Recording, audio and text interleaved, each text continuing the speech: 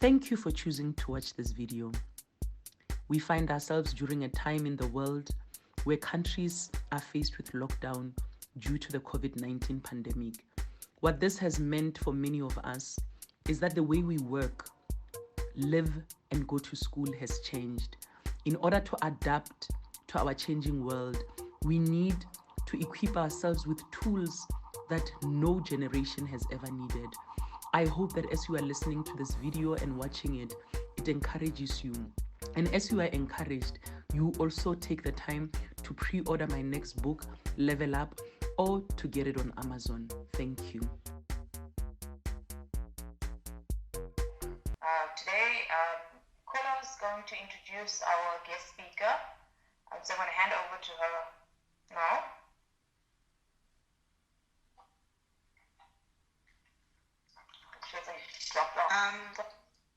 Oh no, I'm still here. Sorry, I was on mute.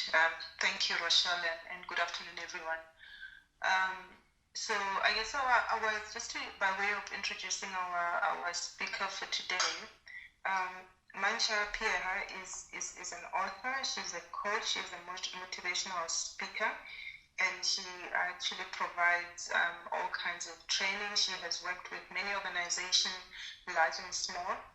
And she is a qualified chemical engineer by profession, and she has worked for a number of organizations before in the private sector, including the financial sector, mining, and other sectors before she actually ventured on her own, to found a company called Talent Unleashed, where she does all the work that she does.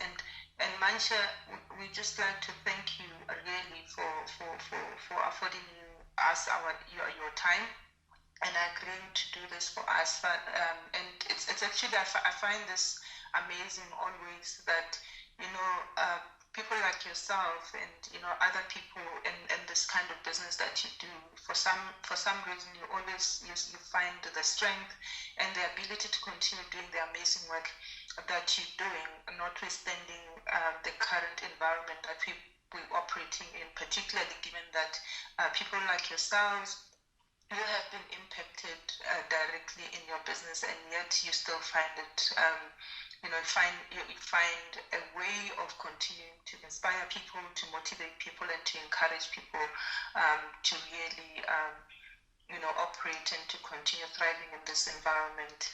We're actually looking forward to your talk, and I'm sure you have got a lot that you're going to impart to us.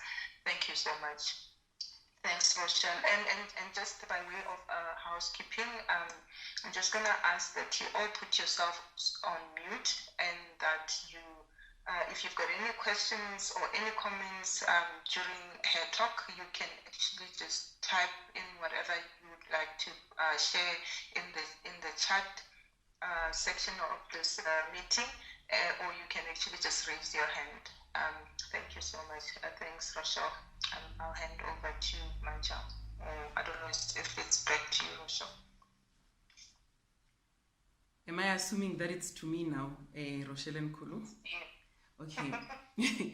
Thank you, Kulu. Thank you for that introduction. Rochelle, thank you. And thank you to everyone on the chat. I was trying to go through the names just to see who's here.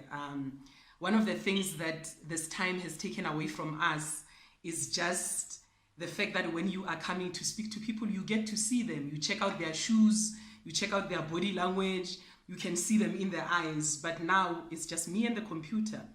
So I've titled my talk today, Uncommon Waters. So the first title was actually Trading Uncommon Waters. And I was like, hey, let me check the definition of this trading uncommon waters stuff. And when I checked it, it actually meant that you are in the water, but you're not making progress. You're not going anywhere. So that's when I decided, no, let's just call it Uncommon Waters, because we actually want to be here and make progress. So just as a way of introduction, as Kulu said, I'm an author. Those are the books that I've written. But what I usually do when I attend a conference or when I attend an event and the speaker, I Google them. So I thought, let me spare you the time to Google me. So that's what Google says about me. Because sometimes what you say about yourself on a slide and what Google says about you is very different. So you don't have to go through Google. There it is for you. And today we actually are trying to do what I call climbing Kilimanjaro in an hour, and it's not possible. So instead of going through all the 8 issues that were raised, I think, by you as a team, I thought let's focus on just 3. Dealing with social isolation, dealing with emotional and mental stress or anxiety, and keeping sane during this time. And before I get into my talk, I have to give you a disclaimer. I'm not a psychologist, I'm not a psychiatrist.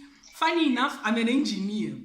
And I always find it funny when someone who is considered not to care about 4, 5, and 6 is actually supposed to talk about them. But what I realize about us as human beings is that regardless of our professions, where we work, how we structure our days, how we structure ourselves as human beings and our families, we are all emotional beings at a certain level. And in some organization, being emotional could be seen as weakness, or certain aspects of being emotional could be seen as weakness. But I want to believe that yours is not one such organization. So because I don't see you and I don't know what you are thinking, if you do have something that you would like to say, feel free to share in the chat.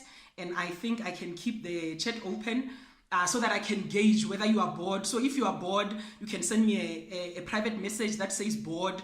If you want me to stay on a certain point and speak more on it, you can also do that. So the question that I want us to think about before we get started is, what is going on with you? Because sometimes when you try to talk about what you're going through, people tend to make you feel like your struggle is not valid. So there are 2 things that I saw. One, it was a status from a friend of mine who is a CA and a partner. She's a lady.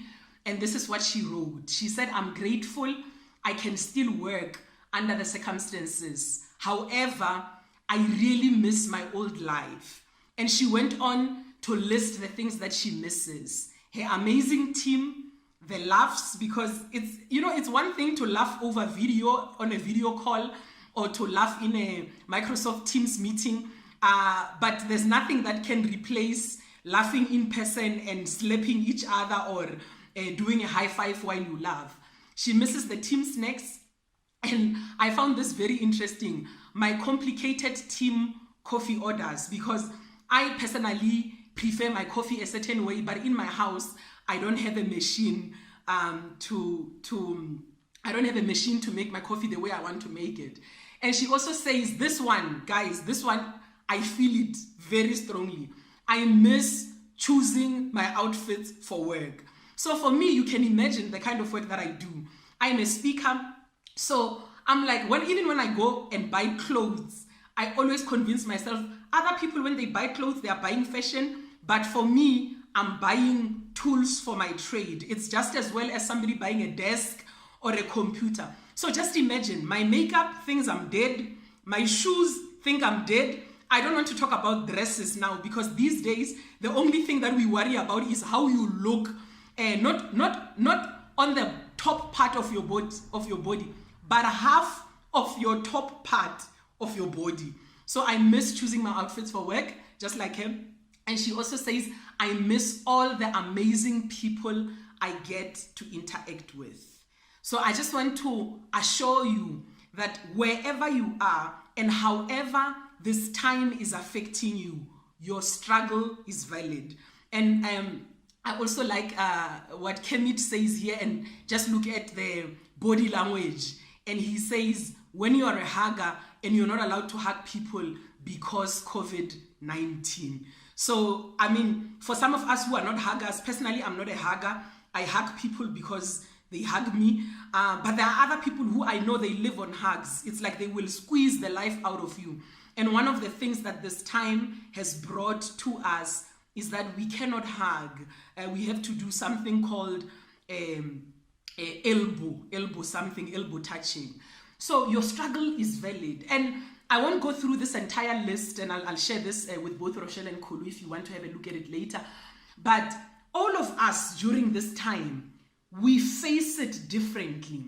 So personally, I'm single, I live alone. And, you know, I actually had to think about this as I was preparing this presentation. And I realized that there's something that I've started doing these days, which is quite odd. When I wash dishes, I am discussing with the dishes, like, yo, hey, you are a cup. Hey, why is this cup? How come there's oil in this cup? This is for coffee. And I'm like, oh my God, look at me. I'm talking to dishes as I'm making them, because opportunities to have conversations are so few for me that even washing dishes is an opportunity to talk to someone or to talk to something. A friend of mine who's a clinical psychologist says, for those of you who live alone, if you are talking to the walls, it's fine. Don't call us. But if the walls respond, call us back. So for me, I must highlight that the walls have not spoken to me yet, so I'm fine. So some of us are married, and when you try to juggle your schedule with the schedule, your husband's schedule or your wife's schedule, they just don't add up. When you have time and you want to chat, or you want to have coffee, or you want to have dinner or lunch, your partner says, I'm busy in meeting, keep the children quiet if you have children, or your children are struggling with Zoom and they need your assistance, and your boss is waiting for a report. So we are all facing this time in different ways. I mean, some of the things that you may think are not important, people missed the comrades this year, and some people went into a depression because they could not run for 89 kilometers. Gyms are closed. Some people have gained a lot of weight, not because they wanted to, but because to feel the social activities that they were engaged in, they ended up eating all the time. When a person sees a fridge, they want to open it and eat. So a lot of us face this in different ways. And one of the things that I've noticed, especially about people who still have their jobs, is they are even unable to talk about their struggle at work. Because when you tell people, oh, I'm so over Microsoft Teams, if I see another video conference again, I'm going to scream. As soon as you say that, another person says to you, just be grateful. Some of us have lost our jobs. So all of a sudden you feel like, I can't talk about how I feel. Because when I talk about how I feel, people think I am belittling their struggle. So it's very important then for us to say, let me acknowledge that my struggle is valid, and let me not compare it with another person's struggle. And the last thing that I'll talk about is especially for us single people, is if you were thinking 2020 is my year, I'm going to meet someone. Let's say maybe you even go to one of those churches where they told you that 2020 is your year, and now there are masks, there's social distancing, your hope of meeting someone is probably non-existent all of a sudden. So there are, all of us, wherever we are, we face this time in a different way. And I just want to speak a little bit more on two issues that we never really think about. And one of them is screen fatigue. Screen fatigue is actually a real thing. If you are working on your computer writing stuff, all the meetings that you have, you are still looking at your computer. If you are exercising from an app, when you exercise, you are looking at some kind of screen. When you are chatting with your family on WhatsApp or on any other app, you are looking at a screen. For some of us, even when I cook, when I need a recipe, I am referring to a screen so that I can know what I'm cooking. So it's very important that you realize that screen fatigue is a real physical problem, and you need to deal with it. And I've mentioned a few things that you can do there in terms of the lighting in your house, proper desk setup, making sure that you are using the right lenses. If you need a screen cover for your screen, get a screen cover, dim the light on your screen, etc. But make sure that whatever you do, you are protecting your eyes, you are protecting yourself, because in order for you to keep on working, you need to be able to use your eyes for most of us. And the other thing is, especially the older that you get, and I'm speaking as a person who is older.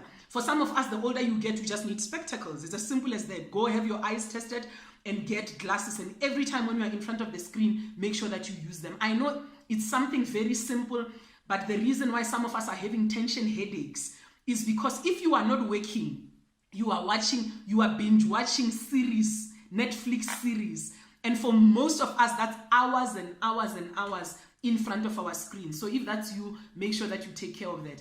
And the second thing that I want to talk about is multitasking.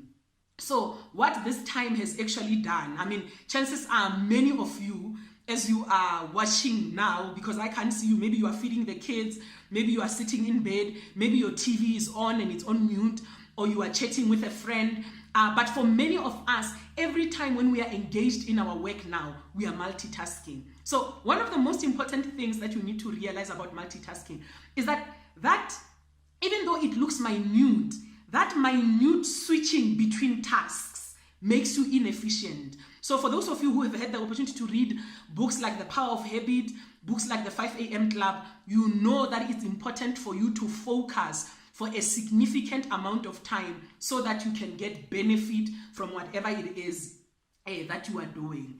So those are just some of the things that I think I wanted us to think about when we think about the struggle that this period brings for us. So I live in a complex called Waterfall Heights, and for the longest time, we've called our complex WFH. And now WFH does not mean Waterfall Heights anymore. It means working from home. And it comes with its own challenges, the home office. Because most of us, we never designed our home office to be a permanent feature in our lives. The home office was supposed to be for 1 or 2 hours. And to be honest, the average South African doesn't even have a home office. So I don't have a home office. I live in a 2-bedroom apartment, and I live in an open plan, a kitchen and dining room. So the home office is the kitchen. If someone comes and they are eating in the kitchen, I can't work. So right now, I've had to tell, my dad wants to come and my sister, I've had to tell them, you cannot come before 2. Because I know if they open the door, you guys will know that they are here. So it's very important then for us to acknowledge that the home office comes with its own challenges. You have colleagues, or you have the wrong type of colleagues. Your colleagues are your kids. Every time they're like, Mama, scratch me. Papa, I'm hungry. And that's not the type of attention that you want to be given to your colleagues when you're doing important work. And then again, as I said earlier when I was speaking to screen fatigue, most of us, we don't have adequate lighting. Your house has bedroom lights. Your house has dim lights. It has romantic lights. Those lights were never meant to be working lights. So make sure that you invest in a chair that is friendly, in lighting that is good for you, and make sure that you have a good environment to work from. So one of the things that occasionally happens in my complex is when the kids are running and they are screaming and they are making noise, there's nothing you can do. Your conference call will have background music from the kids. If a dog is barking, your conference call will have noise from a barking dog. So it's very important for us to understand that those are the changes, and that's the reality for all of us who are working during this time. So we are grieving. It's just as simple as that. Today would not be what it is. Like, I'm wearing tracksuit pants and I don't have to say it because you don't see me. We could be in a place that looks like this. The last time that I was at APSA, we were in a place like this, eating food I could not pronounce in very small quantities that will never fill a person. And we could have been there. We could have had a theme. We could have been eating really nice stuff. We could be laughing, hugging each other, saying things like, oh my God, I haven't seen you in so long. You look so good. You've lost weight. You've gained weight. And now all we have is we're stuck in our houses. And if you want food, you have to make your own food. So I think Makosa Zana, if I'm not mistaken, if you can be on mute. So it's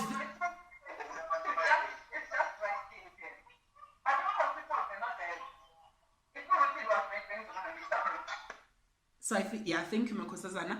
So I think it's very important for us to realize that there are things that we are missing out on because we are not in the office. And let me tell you, a reality that maybe sometimes we don't want to acknowledge is the fact that all those things that we are missing out on from the office, some of them, they have a monetary value. For example, some of you, during the cold fronts, your electricity bill, your gas bill, they all went up. If you had been at work and your children had been at school, you wouldn't have consumed so much electricity. For most of us, our grocery bill is sky high. People are like, at least you're better, you're saving on petrol. But I'm always cooking.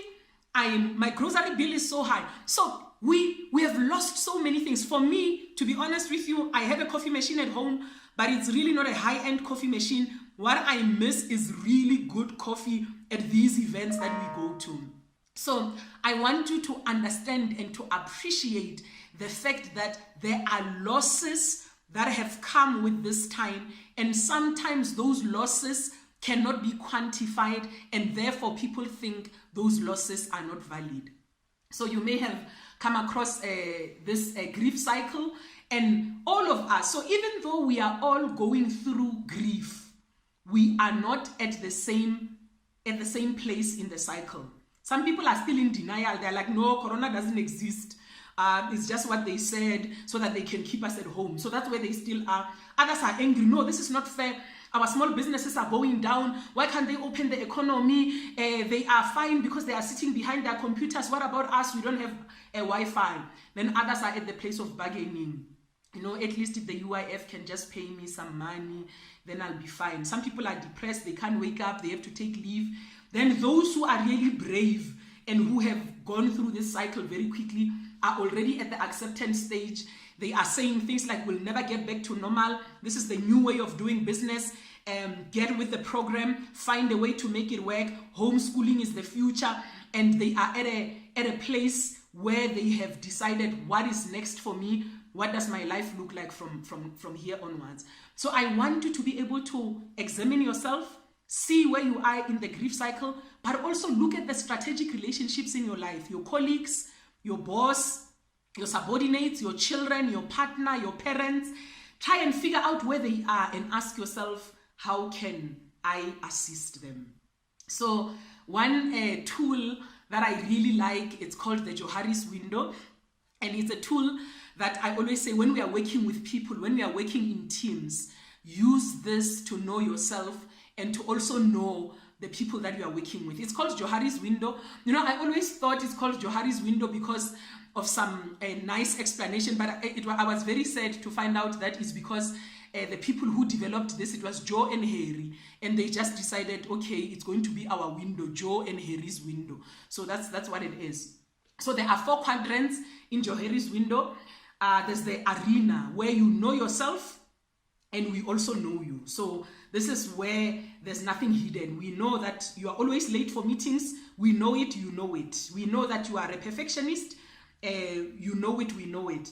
And there are some things that we know about each other that are sort of no-go areas. I'll give you an example. So you work at ABSA. You are not happy. You want to find another job. You are passively aggressive, but you are delivering your work. You're delivering quality work. You know that you want to leave. Your boss knows that you want to leave. To leave. Your boss wishes you can leave. You wish you can leave. But because of the entire lockdown story, it's quite difficult to get around to finding another job. So you are here, but it's in the arena. We know you want to go. You know you want to go, but it's okay. We are not going to discuss it. It's not a conducive time to discuss it. So the second quadrant is the blind spot, where there are things that we know about you, but you don't know about yourself. And sometimes it's difficult to give unsolicited feedback on these areas. So one of the things that I want to encourage us, especially now that we can't see each other, we are missing out on that human interaction, is you solicit feedback from other people. If you are a manager, solicit feedback from your subordinates, solicit feedback from your colleagues, solicit it from your bosses. Make it easy for people to make you aware of your blind spots. And then in quadrant 3 is the hidden area. So this is things that you know about yourself, but that we don't know about you. If these are good things, make sure that you tell us about those things. Don't hope that we find out on our own. Some of us are great at certain things, but we never tell people about them, and they don't know about them. So they are missing out on your greatness. The least you can do, especially during this time, is tell people, I'm good at this. I know how to do this. I know how to access these things. If you are ever looking for this thing, you may not know, but I can plug you into this people, into this events, into these things. And lastly, and this is the area for our greatest opportunity now during this time, is this unknown area where there are things that I don't know about you, and there are things that you don't know about me. But together during this uncommon time, we can begin to learn things together and do what I call shared discovery. There's already a lot of things that we've discovered about ourselves during this time. Some people found out that they are bad teachers to their children. Some people found out that they are really good teachers to their children. Some people found out that you don't have to micromanage your people every second, calling them into a meeting. If you trust them, they can deliver. Some people actually realize my leadership skills are not so good. I need to work on my leadership. But the reason why we were able to engage in this shared discovery is because of this uncommon time that we find ourselves in.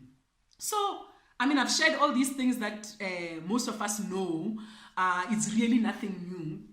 So what? What really? What's the point of telling me all these things that maybe I may not have put them in the words that you've put them? But to be honest with you, it's nothing new. I did not bring any new information. So the first thing is you need to acknowledge your own struggle. And you need to acknowledge the fact that your struggle is not the same as the struggle that the people in your life have, whether those people are your colleagues or those people are your immediate family members. And when you acknowledge their struggle, you are able to then have the conversation with them. What have you lost? And where on the grief cycle are you? I mean, I've heard people saying things like, when runners were not allowed to run on the street. And they were saying things like, you runners are so selfish. People are busy dying and runners are concerned about running. You see, we cannot have conversations with people who matter to us in a manner like that. A better conversation would probably be, oh, so you want to run. So why is running important to you? Rather than tell them that running is unimportant to them, find out from them why running is important to them and help them to get through their grief cycle quicker. Especially those people that you have what I call strategic relationships with. Your elderly parents who have comorbidities, who are worried that they are going to be sick. Your young kids who miss their friends, who want to go to school. They are in grade R. They are excited about going to school next week. You are worried about their health. They are excited about seeing their friends. When you tell them about Corona, they're like, no, Mama, I can take my chances with Corona. I want to see my friends. So being able to bridge those gaps between the people in our lives and us when it comes to where we are in our grief cycle.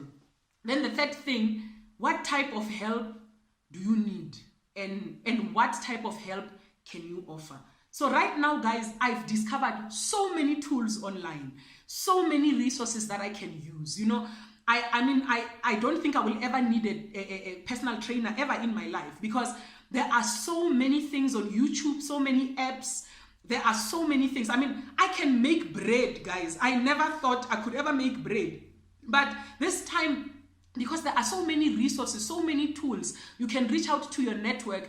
And if you are open and you also give to your network, you contribute to your network, the opportunities are endless.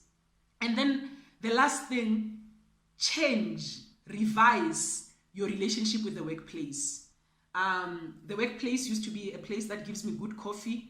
Not anymore. The workplace used to give me friends. My best friends were at work, but now we don't go to work anymore. So redefine your relationship with the workplace so that you can continue to find meaning from the workplace. So I want to end my talk with 3 stories. And one story is not mine.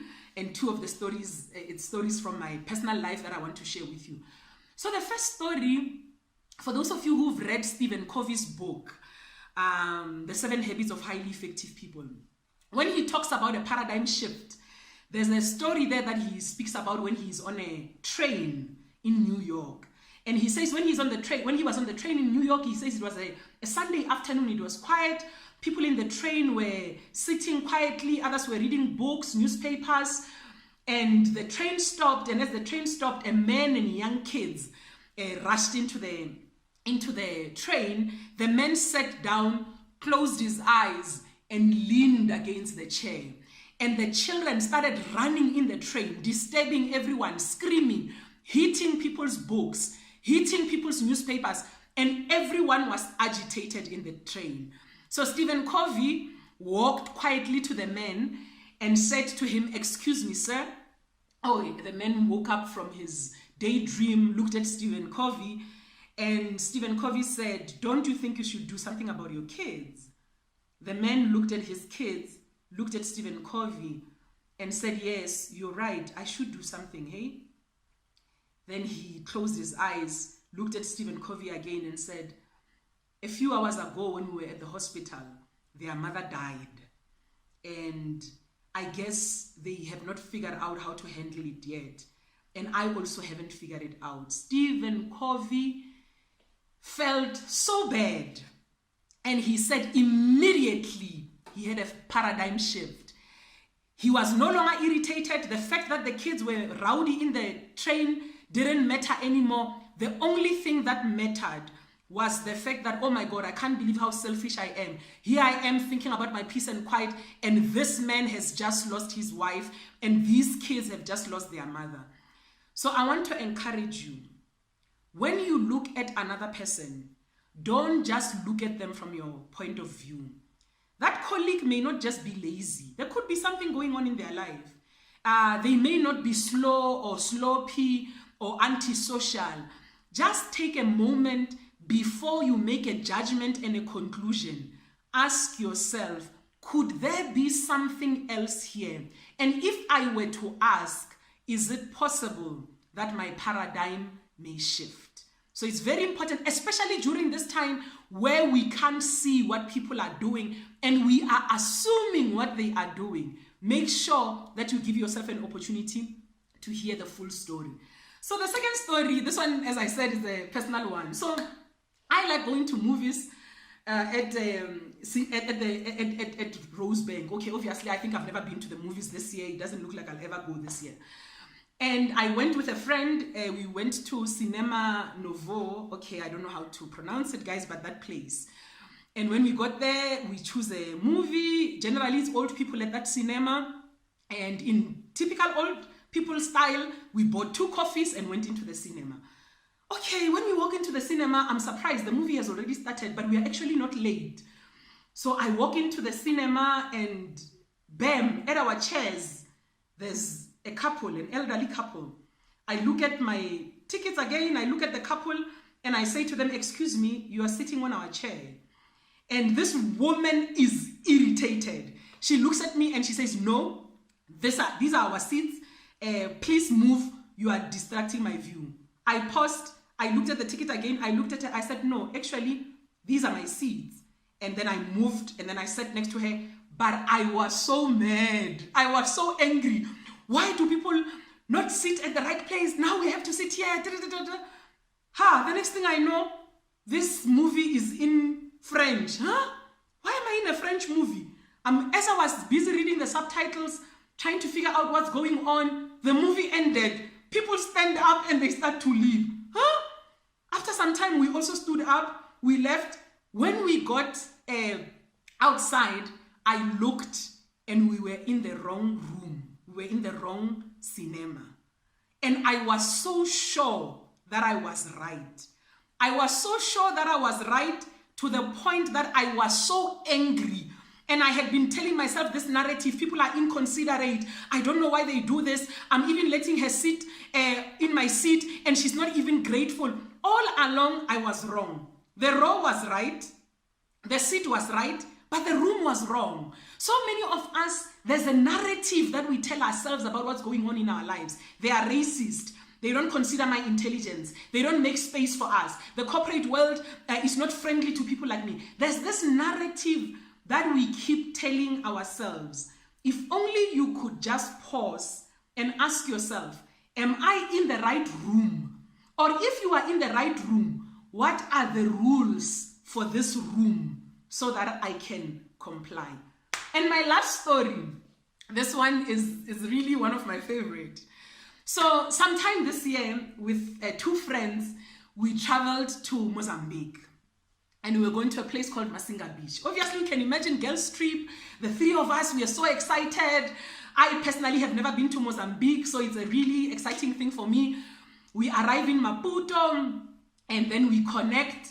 And as we are about to board our connecting flight, we realize we are supposed to be going to Masinga Beach. but it says that we are going to either Vilankulus or Inambani. And then we check our tickets. Our ticket says we're going to Inambani. We're like, okay, it's the right flight. We get onto the flight. We are talking non-stop. We are laughing. There are announcements that are being made during that time. The announcements are being made in Portuguese and in English. We are not listening in English. We are not listening in Portuguese. The next thing you know, the flight lands and they say something in Portuguese, they say something in English, and we get off. So we get off, we're still talking, we're excited, we're taking pictures. And as we are waiting for the luggage to come, I realize that our bags are not on the trolley. So I go to the porter, I ask him, sorry, our bags are not on the trolley. And then he says to me, let me see your boarding pass. I give him my boarding pass and he says, follow me. And then he's rushing. He doesn't say anything else. Actually, he doesn't speak English. We're following him, we're rushing. And the security guard is asking, what's going on? And the porter says something to them. They say, oh, okay. And then we are rushed back to the plane. When we arrive, the stewardess is so mad. And he says to us, why did you guys get off? We're like, no, we thought we arrived. He says, I announced and I said, if you are going to Vilankulus, this is your destination. If you are going to Inambani, don't get off the plane. And people are shaking their heads like, these girls, what's up with these women? And we go back, we go and we sit. And after that, I listened to every single announcement in Portuguese and in English. When they said the altitude, I said, shh, and I listened until we arrived in Inambani, and finally we made it to Masinga Beach. So sometimes we think we know. You are in the plane, you're like, no, man, I've traveled all over the world. I've been to the US, I've been to Paris, I've been to London. I know the protocol in planes. But have you ever been in a plane that stops and lets people get off and then lets other people get on? Sometimes we think we know.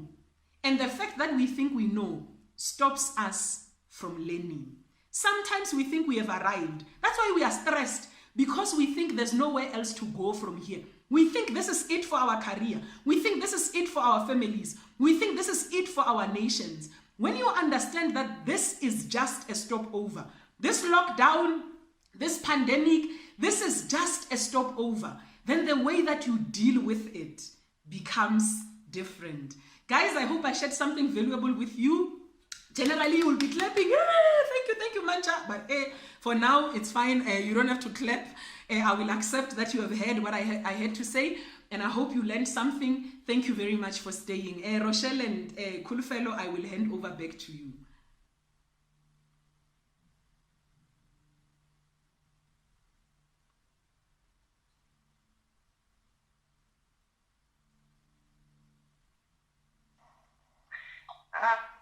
Thank you. Thank you, Mantsha. Rochelle, will you take over from here? Thank you very much, Mantsha. I know you can't see us. We are That's better.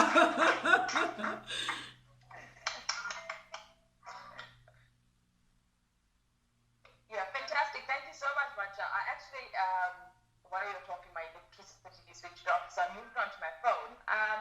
Let's maybe move on. Are there any questions that people have?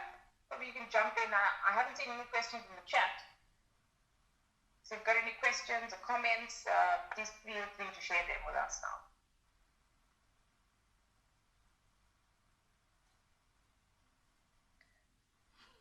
I'm sure you're getting a lot of positive comments. Yes, thank you. I can see them. Thank you so much.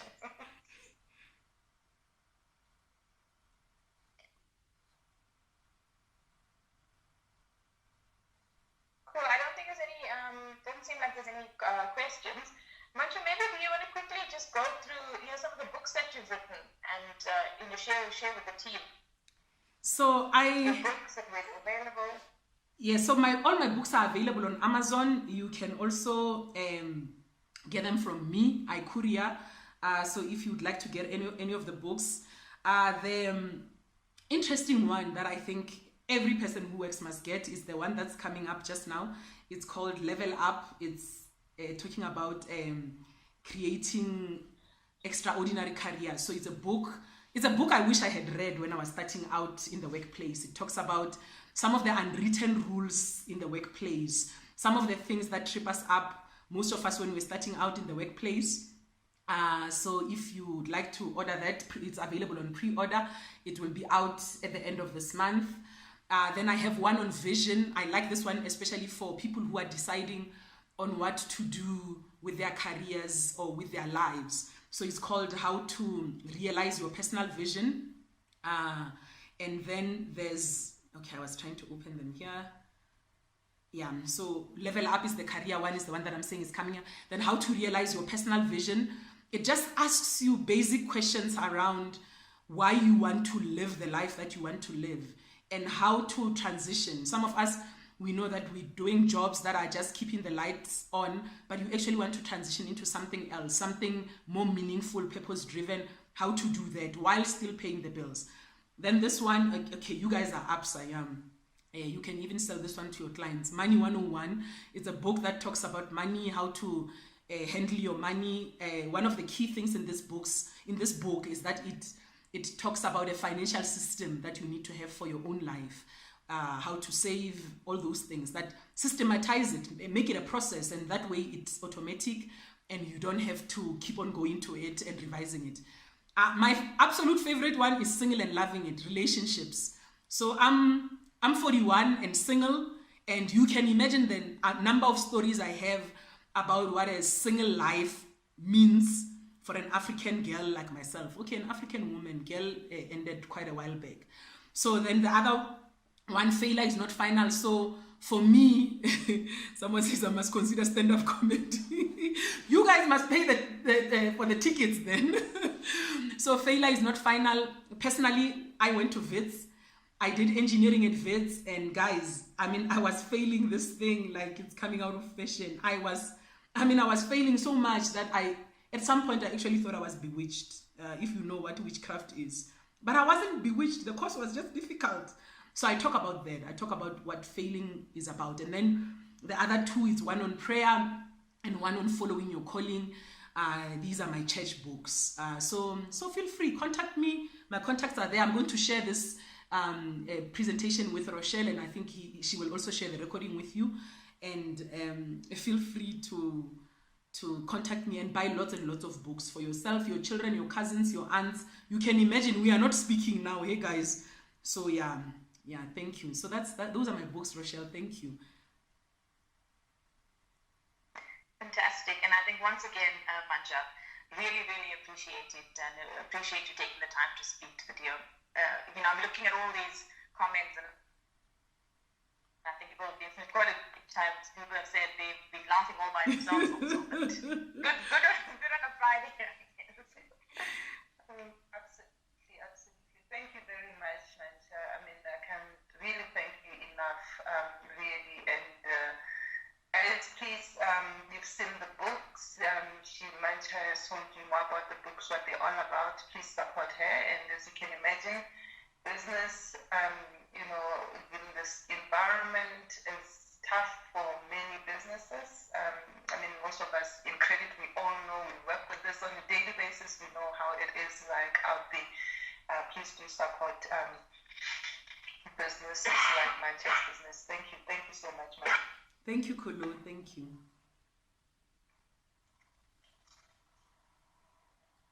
All right, guys. Thanks. I think we'll call that a day then. Appreciate you. Yeah. Thanks for joining us. Yeah, unfortunately, this is the time we would be hugging, but now we can hug. Hey, virtual hugs. Thank you. Thanks, Rochelle. Thanks. Have a good afternoon, everyone. Thank you. Bye. Bye, guys. Thank you. Thanks. Bye.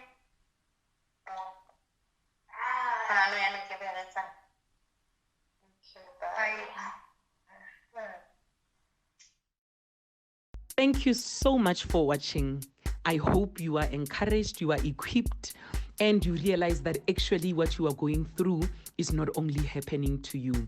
Subscribe to our YouTube channel, follow us on all social media platforms, and pre-order the book Level Up.